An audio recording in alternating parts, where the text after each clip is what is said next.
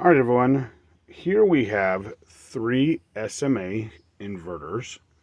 We're going to talk a little bit about what we can do to operate them and what to do to reset them. So this one, when we got here, had a arc fault detected. It happens to be right on this other side of the wall here is 2 giant air conditioners, which is why I think probably what caused it to trip. So when we see the screens go out like this, you are going to do something. There's no buttons on these or anything. You will tap it just once and it wakes up. Okay? If you tap it again, it will run, if you can get it to do it, it will run through the different screens. So you can tap it once. You don't have to pound on it, but just tapping it will allow you to go through all the different screens and see what's going on with this inverter. Now, these are older inverters. These were replacements, so they're not producing a ton today. And it's a fairly overcast day.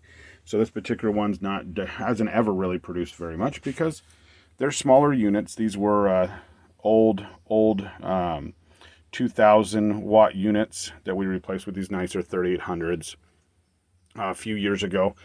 And they work really, really well. They're great inverters. Now let's talk about how we reset the problem. So we found that there was a red light, which will show up right here.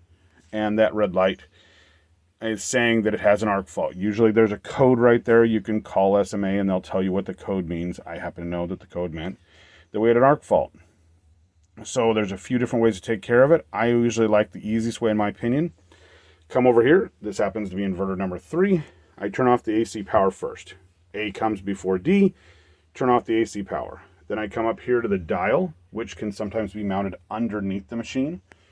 We are going to turn that dial this way, counterclockwise, until it shows the 0 instead of the line, which is right here.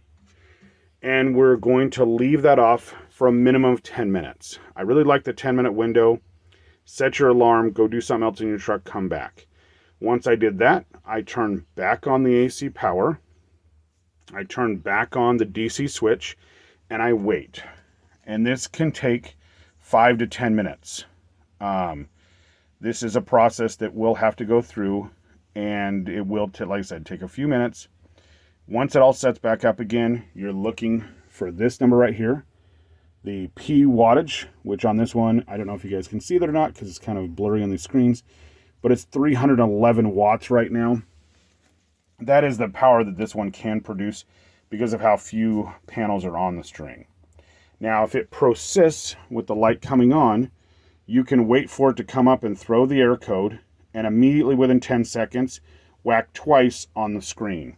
That will try to clear it out. You may have to do this a couple times to clear them out, but that usually gets it if the power cycle did not.